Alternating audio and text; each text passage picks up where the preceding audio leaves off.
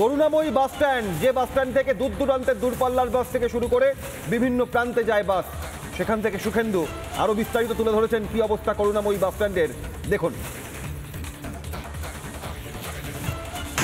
এই মুহূর্তে আমি রয়েছি করুণাময়ী সল্টলেক করুণাময়ীর একদম বাস স্ট্যান্ডের কাছে এবং দেখতে পাচ্ছেন গোটা শহর রাতভর বৃষ্টির জেরে যেভাবে জল দাঁড়িয়েছে সেই ছবিটা দেখা যাচ্ছে এই মুহূর্তে বিভিন্ন এলাকা যদি আমরা দেখানোর চেষ্টা করি তাহলে দেখতে পাবেন যে বিভিন্ন জায়গাতে কীরকমভাবে জল দাঁড়িয়েছে এবং সেই জল দাঁড়ানোর ছবি এই মুহূর্তে দেখতে পাচ্ছেন করুণাময়ী গোটা বাস স্ট্যান্ড জুড়ে বিভিন্ন জায়গায় জল দাঁড়িয়ে পড়েছে এবং তার ফলে যারা সাধারণ যাত্রী অফিস যাত্রী তারা রীতিমতো যারা বাইকে করে যাচ্ছেন তারাও একেবারে হাঁটু জল মানে বাইক ফেলতে যাচ্ছেন, কারণ বাইকের সাথে জানা অনেকে সাইকেলে যাচ্ছেন, বেশিরভাগ জন হেঁটে যাচ্ছেন।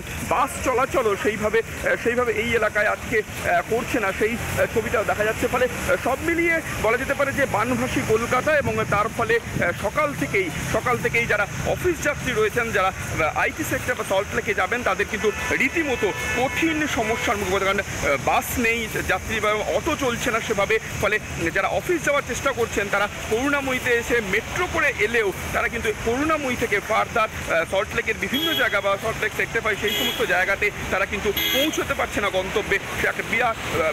সাধারণ যারা নিত্যযাত্রী রয়েছেন তারা অসুবিধার সম্মুখীন হচ্ছেন। সুখেন্দু সরকার, রিপাবলিক বাংলা, করুণাময়ী।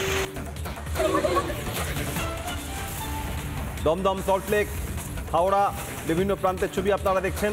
আর সল্টলেক সেক্টর 5 কলেজ মোড়ে জলের মধ্যে কোমর সমান জলে হেঁটে আসছেন আপনারা দেখছেন, হাতে লাঠি নিয়ে রাস্তা পারাপার করছেন। তার কারণ খানাখন্দ, গর্ত, ড্রেন বোঝার জন্য দেখা যাচ্ছে না কিছুই, অনুমান করে এগোচ্ছেন হাতে লাঠি নিয়ে। কলেজ মোড় চত্বর থেকে শুরু করে উইপ্রো মোড় দিকে আজ বানভাসী লাগাতার বৃষ্টির জের। 5 ঘন্টা টানা বৃষ্টি, শহর কলকাতায় ব্যাপক বৃষ্টিপাত এবং সেই বৃষ্টির পরিমাণ মারাত্মকভাবে 332 মিলিমিটার সর্বোচ্চ। আর আপনারা দেখছেন এবার যে ছবি, সেখানে কেষ্টপুরে গাড়ির চাকা দেখা যাচ্ছে না, গাড়ির বনেট দেখা যাচ্ছে না, শুধু গাড়ির ছাদ দেখা যাচ্ছে, এমন পরিস্থিতি কেষ্টপুরের ছবি আপনারা দেখছেন। কেষ্টপুরে হাঁটু সমান জল বলা একদমই ঠিক নয়, তার কারণ জল প্রায় কোমর সমান। শহরের উত্তর থেকে দক্ষিণ দিকে এই জলমগ্ন পরিস্থিতি। আজ দেবীপক্ষে দ্বিতীয় দিন এক ভয়ঙ্কর প্রতিকূল পরিস্থিতি, আর গালি ভাসছে, কোথাও কাত হয়ে পড়ে রয়েছে।